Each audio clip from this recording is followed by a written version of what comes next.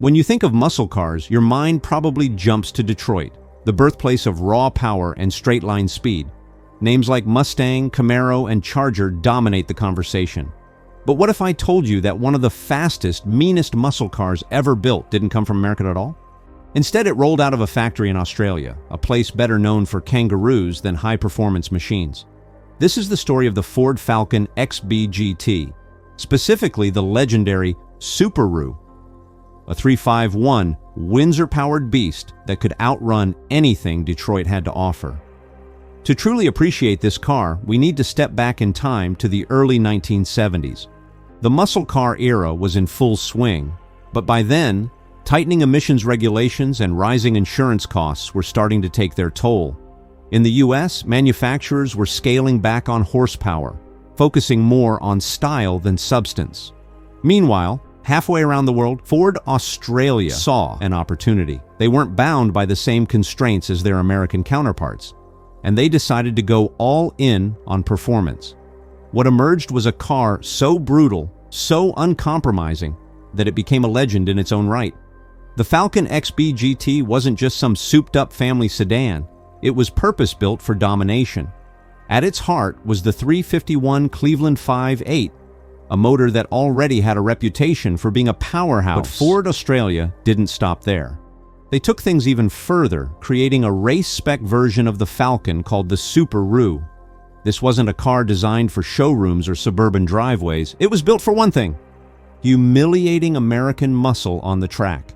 Let's talk about the engine first, because honestly, that's where the magic happened. Under the hood of the Super Roo sat a highly modified 351 Windsor V8, tuned to produce an insane 450 horsepower, a number that would make most Detroit engineers blush. To put that into perspective, the average American muscle car of the era was lucky to crack 300 horsepower. The Super Roo's engine featured upgraded internals, including forged pistons, a hotter camshaft, and high-flow cylinder heads. It also came equipped with a massive 4-barrel carburetor and extractors that let the engine breathe freely, producing a sound so ferocious it could wake the dead. But the real secret to the Super Roo's dominance wasn't just its engine. It was how everything worked together. The car was stripped down to save weight, with luxuries like sound insulation and rear seats tossed out the window. Engineers added heavy-duty suspension components, thicker anti-roll bars, and racing slicks to ensure the car could handle corners as well as it could devour straights. Even the brakes were upgraded to cope with the immense stopping power needed after hitting triple-digit speeds. Now here's where things get interesting. While American manufacturers were busy building cars for drag strips, Ford Australia focused on creating something versatile enough to excel in multiple forms of motorsport. The Super Roo wasn't just fast in a straight line. It was agile, balanced, and surprisingly capable on road courses too. This made it a true all-rounder, unlike many of its single-purpose American rivals. Of course, none of this would have mattered if the Super Roo hadn't proven itself on the track. And prove itself it did. In 1972, the Super Roo entered the grueling Bathurst 500, one of the toughest endurance races in the world. Facing off against other Australian icons like the Holden Monaro and international competitors like the Porsche 911, the Super Roo didn't just compete, it dominated. Drivers like Alan Moffat pushed these Falcons to their limits, showcasing their incredible durability and performance. The car's ability to maintain blistering speeds lap after lap while enduring punishing conditions cemented its status as a force to be reckoned with. The Super Roo's success at Bathurst wasn't just a win for Ford Australia, it was a statement. This car proved that American muscle wasn't invincible. In fact, the Super Roo's combination of power, handling, and reliability exposed weaknesses in many of the US-built machines that had long been considered untouchable. Stories of the Super Roo began circulating globally, catching the attention of American enthusiasts who couldn't believe that a humble Falcon could outpace their beloved muscle cars. Some even joked that Ford Australia must have smuggled parts from NASA to build such a monster. But the Super Roo wasn't just a one-trick pony. Its design reflected a deep understanding of aerodynamics and weight distribution, principles that were often overlooked in the muscle car craze of the time. The Falcon XB GT's body was sleek yet muscular, with wide fenders and a pronounced front splitter that reduced lift at high speeds. The iconic Coke bottle shape helped improve airflow, while the rear spoiler provided much-needed downforce during high-speed cornering. Every detail was meticulously crafted to maximize performance without sacrificing stability.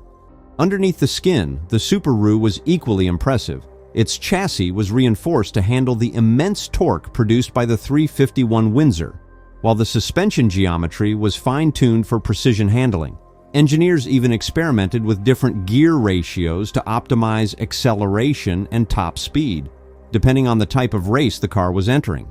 This level versatility was unheard of in many American muscle cars, which were often built with a singular focus on straight-line speed. Despite its success, the Super Roo faced significant challenges. By the mid-1970s, the global automotive industry was shifting away from high-performance vehicles. Fuel crises, stricter emission standards, and changing consumer preferences forced manufacturers to prioritize economy over excitement.